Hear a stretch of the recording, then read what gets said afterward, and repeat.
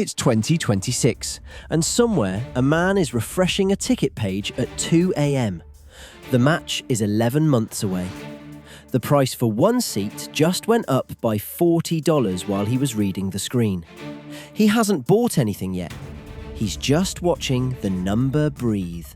So how did the people's game, the one your grandfather watched for the price of a sandwich, end up with a ticket that moves while you stare at it?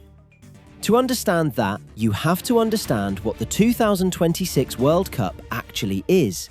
Not the football, the shape of it.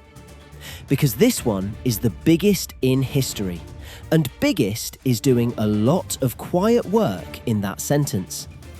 For decades, the World Cup held 32 teams, 64 matches, one host country you could mostly drive across. That was the format from 1998 all the way to 2022, and it felt permanent, the way things feel permanent right before they change. In 2026, it changes. 48 teams now, about 104 matches, up from 64. A tournament stretched to roughly 39 days. And for the first time ever, it isn't one country. It's three. The United States, Canada, and Mexico, spread across something like 16 host cities and most of a continent. The first three-nation World Cup. The biggest one anyone has ever staged. FIFA sells you the expansion as generosity. More countries get to dream. More fans get a team. More football for more people in more places. And some of that is true. But sit with the numbers for a second, because numbers don't have feelings. 40 more matches than 2022. That's roughly 60% more football. And every single one of those extra matches is not just a game.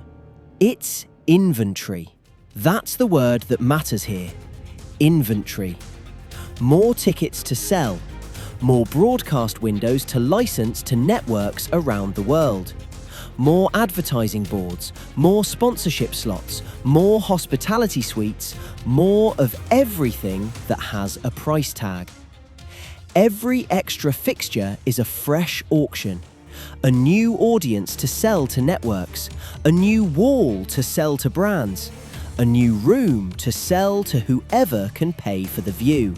Expansion doesn't just add teams, it adds product. Now watch the trick. FIFA is reportedly targeting at least $11 billion in revenue for the 2023 to 2026 cycle. The previous cycle came in around $7.5 billion. So we're talking a jump of several $billion. And the engine pulling that jump is this single tournament. 48 teams isn't a sporting decision wearing a business suit. It's a business decision wearing a sporting shirt. So that's the supply side. More matches, more things to sell. Here's where it gets personal. Because for the first time at a World Cup, FIFA changed how the price itself behaves. For 2026, FIFA switched on dynamic pricing, variable pricing. The same system the airlines use, the same one that decides your flight costs more on a Friday than a Tuesday. The same logic behind concert tickets that cost double the moment a tour sells fast. A World Cup ticket no longer has a fixed price. It has a price that listens to demand. Here's how the machine works step by step. A ticket goes on sale at a starting number.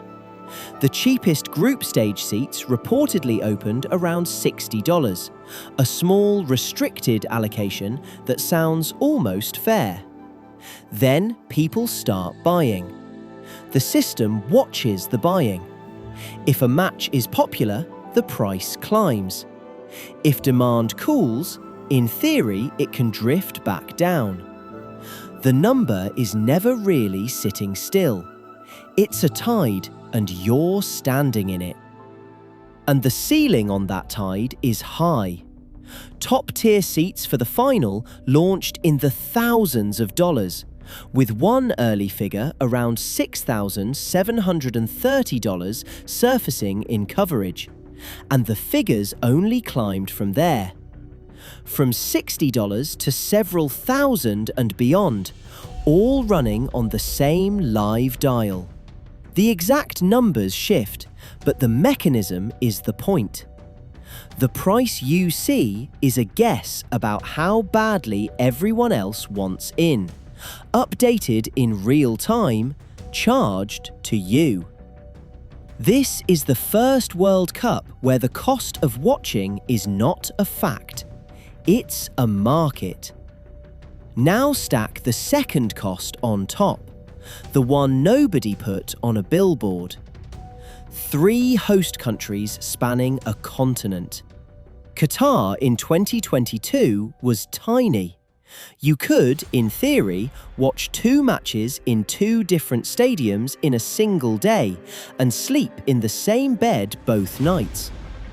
The whole thing fit in a space smaller than many American states. 2026 does not fit anywhere. Your team might open in one country and play its next match thousands of kilometers away in another. Following them means flights, not taxis. It means hotels in multiple cities, border crossings, internal travel across one of the largest tournament footprints ever drawn. The continent-sized format isn't a backdrop. It's a continent-sized travel bill, and it lands on the fan, not on FIFA. And it compounds quietly. A group stage run alone can mean 3 cities in 3 time zones. A flight from a match in Mexico City to one in Vancouver is the better part of a continent. Add a connection, a hotel you booked when prices had already climbed, a rental car for the stretches no train covers, and the seat, the thing you actually came for, becomes the cheapest line on the receipt. So now you've got dynamic ticket prices going up and travel costs going up, both at the same time, both pointed at the same wallet, yours. The man refreshing his screen at 2 a.m. isn't being gouged by one number. He's standing at the intersection of 2 of them, and both are still climbing.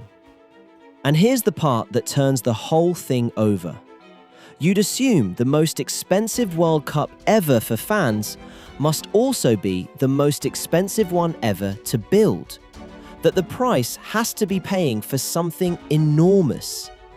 Qatar, by some estimates, spent north of $200 billion on infrastructure tied to 2022, though that figure is disputed and mostly covers a decade of national building. Airports, metros, whole districts raised out of the desert. The cost of the stadiums themselves was closer to $8 billion. 2026 doesn't do any of that. It doesn't need to.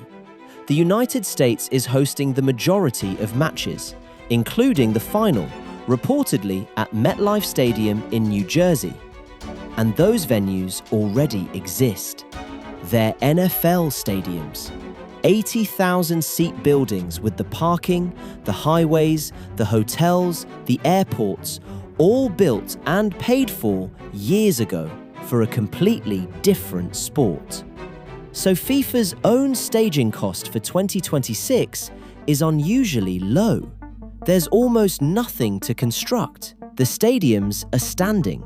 The infrastructure is standing. The hard, expensive part was finished long before FIFA arrived. Compare the two, and the gap is almost comic. Qatar built a tournament from sand. 2026 inherited one already poured in concrete decades ago. FIFA isn't constructing the stage. It's renting a room that was always going to be standing there anyway. Put those 2 facts side by side.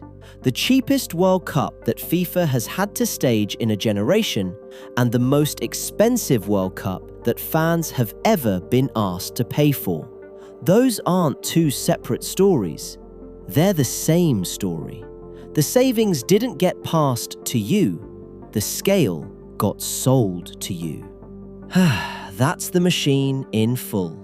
Expand to 48 teams so there's more to sell. Host across 3 nations you don't have to build, so it costs almost nothing to put on. Then meter the demand with a live price dial and let the fans cover the distance themselves. Low cost in, record revenue out.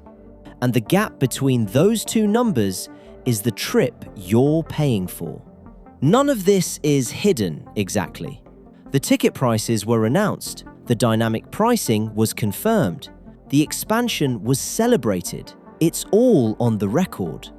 It just isn't usually placed in a single line, because in a single line, it stops looking like the people's game and starts looking like what it is. A very large, very efficient way to turn the most watched sport on earth into the highest yield per fan it can manage. And maybe that was always coming. The World Cup was sold to you as the one tournament that belonged to everyone. The cheap seat and the corporate box watching the same goal. The game so big it didn't need to be precious because it was for the whole world. In 2026, it still belongs to everyone. You can still watch, you can still go. But now, there's a number sitting underneath every match, and that number is awake, deciding what this moment is worth based on how much you and everyone like you seem to want it. The people's game is still here. It just learned to read the room. And the next time you watch a price tick upward at 2 a.m. while a match plays months away in a stadium someone else already built, you'll know exactly what you're looking at. Not the cost of the football, the cost of how badly you wanted to be there.